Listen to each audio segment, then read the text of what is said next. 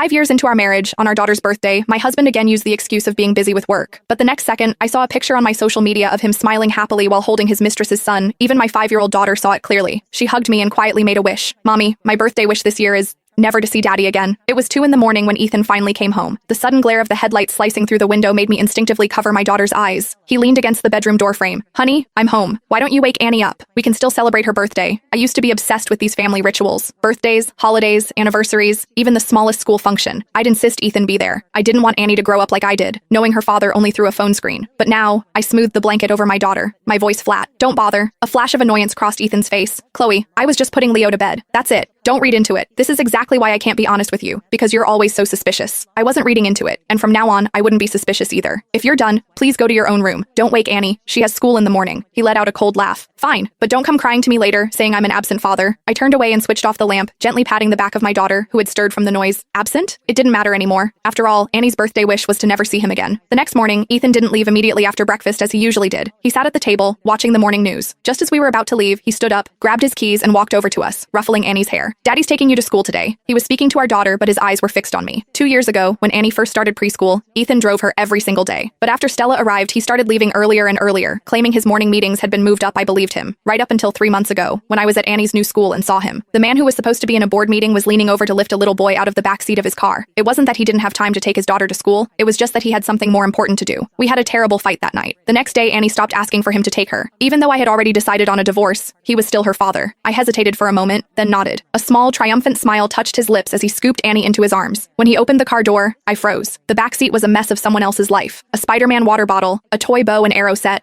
a woman's shawl tossed carelessly on the leather tucked into the seat back pocket was a framed family photo. He followed my gaze and his expression soured. Stella put that there. She said it makes Leo happy. He shot me a warning look. Don't start. It's not a big deal. The old me would have shattered the frame, would have screamed and cried and demanded to know where Annie and I stood in his heart. But the new me just nodded. It's a nice picture. He stared at me, confused. You're not angry? Angry? Maybe I should have been. But all I felt was a vast, hollow emptiness. It was almost funny. How could a man as sharp as Ethan not see through such a clumsy, transparently manipulative tactic? The answer was simple. He saw it. He just didn't care. We should go, I said. Annie's going to be late. His lips tightened, but he said nothing, just opened the driver's side door. As I was about to lift Annie into her car seat, his phone rang. The ringtone was a cheesy children's song. My dad is the best dad in the world. A little boy's frantic sobs filled the air. Daddy, Daddy, where did you go? Don't you want me and Mommy anymore? Ethan hung up and without a single glance in our direction, slid into the driver's seat. Leo's asking for me. I'll have the driver take you today. The black Maybach sped away, leaving us in a cloud of exhaust. I knelt down, worried about Annie. Daddy had an emergency, sweetheart. Next time he's free, we'll all go together, okay? Annie looked at me, her expression startlingly mature for a 5-year-old. Daddy's never free, Mommy. All his time is for Leo and his mommy. That evening, Ethan called. Chloe, I'm going to be late tonight. Leo's sick. Okay.